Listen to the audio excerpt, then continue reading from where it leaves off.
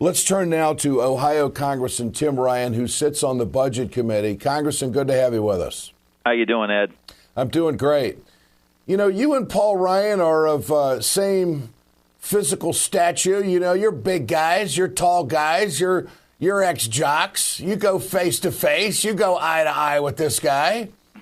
Is Paul Ryan going to change who he is so the House of Representatives gets along, or is this just an opportunity for a power grab to make sure that he gets enough votes to be Speaker and talks about all this unity and what they have to do for the country? What do you make of it?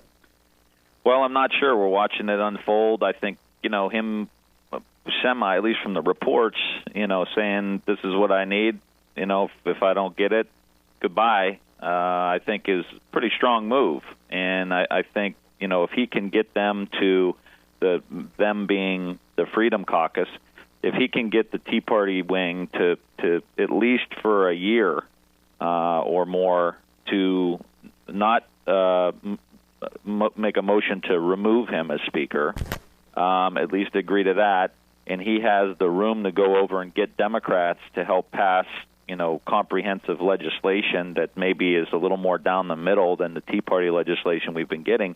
Yeah. It could be a very successful year and a half. But the Freedom Caucus can go back behind closed doors in the cloakroom and say, look, he's saying this stuff right now because he wants to be Speaker. We know who he is.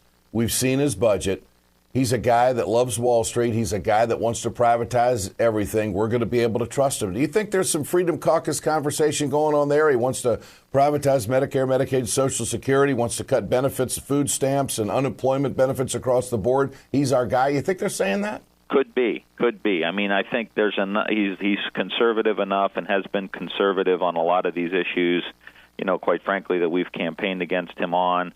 That I think they would agree with, but these aren't folks that are like okay with 60%. The reason the government is shut down, the reason we almost stopped paying our bills is because these guys want 100%. So if they're moderating their position and saying, hey, listen, this guy's with us 60, 70% of the time, that's going to be a huge shift in the mentality of the Tea Party. And here's the concern, too, if they say they leave Paul Ryan alone, and he's allowed to come across and get Democratic votes. The question then becomes, do they, as a Tea Party organization with Club for Growth and Ted Cruz and all of these other right-wingers, do they start going into the congressional districts, setting up primaries for the Republicans who would cross over with Paul Ryan and vote with the Democrats? Do they start to primary each other and try to get an even more conservative Congress because these guys are crossing over? Yeah, do they want to be like coyotes and eat their own? I mean, that's really... Well, they have been. They have been. All right. The question is, do they like the taste? Yeah, that's right. Nobody does right now. Here's Ryan talking about his success. I have shown my colleagues what I think success looks like, what I think it takes to unify and lead, and how my family commitments come first. I have left this decision in their hands. And should they agree with these requests, then I am happy and I am willing to get to work. Okay, so his success pattern, if you pay attention to his vice presidential campaign, his success pattern, if you look at his budget, guts the middle class, or does that go too far? No, I think you're right. I mean, the whole privatizing of Medicare, which, was pretty clear. A lot of the deep cuts to discretionary spending, to the poverty programs, to this, to that. Now, I will say this, as Democrats, if we're interested in reforming some of these programs, which we should be, I don't think we're making the dent in reducing poverty that we need to make. I don't think we're providing opportunity for poor people. I think a lot of times Democrats are just defending a system that's the status quo, and so we defend the status quo. They come in with radical changes, and it sounds appealing to the middle-of-the-road voter because they're at least trying to do something. Maybe there's a possibility that we can, without gutting spending or anything else, have some reform within these programs. Mm-hmm. Take the Medicaid program, for example.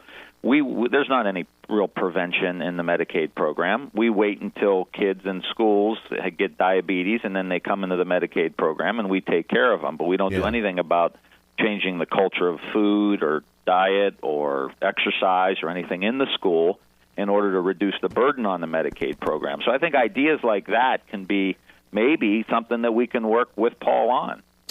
Congressman Tim Ryan, solid guy from Ohio. Final question. How did Ryan play on the campaign trail in Ohio? I mean, was he a guy that could generate enthusiasm? Do you think that there's going to be a number of Republicans across the country that are going to feel, relieved that this guy is actually considering taking the job?